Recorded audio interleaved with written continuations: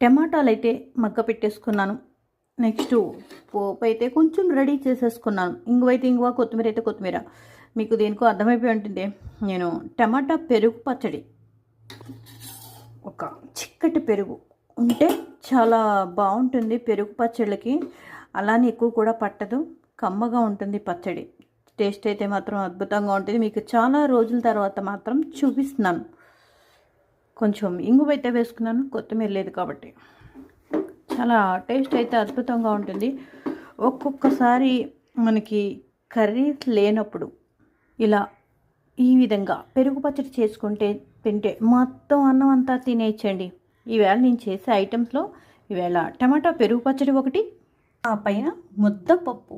ఇంకా కుక్కర్ చల్లారలే, కొంచెం సాల్ట్ వేస్తే సరిపోతుంది, ఎక్కువ కూడా పట్టదు, కమ్మటి పప్పు కాబట్టి.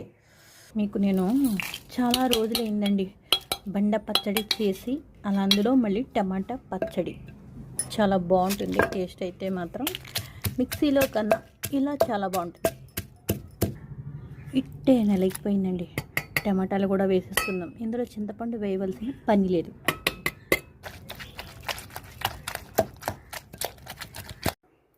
జీవితంలో ఎప్పుడు ఏ పని చేసినా సరే ఈ ఫినిషింగ్ టచ్ పని మాత్రం చాలా నీట్గా ఉండాలి, క్లీన్గా ఉండాలి. మనం ఎవరైనా సరేనో చూస్తే మెచ్చుకునేటట్టుగా ఉండాలి. నేను ఈ పెరుగు పచ్చడి అనే కాదండి, ఎప్పుడు మనం ఎక్కడికి వెళ్ళినా ఏ పని ఏది చేసినా సరే నాకైతే మాత్రం అలా అనిపిస్తూ ఉంటుంది. ఎదటి వాళ్ళు మనని వేలు పెట్టి చూపించేటట్టుగా కూడా మన ప్రవర్తన అస్సలు ఉండకూడదు. మన మాట బాగోవాలి ముందర.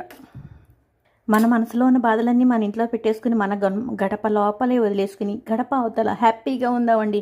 ఎందుకంటే ఇవన్నీ వాళ్ళకి చెప్పవలసిన పని లేదు.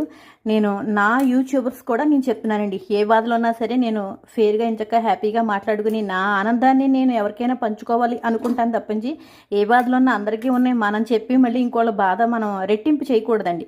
ఏదైనా సరే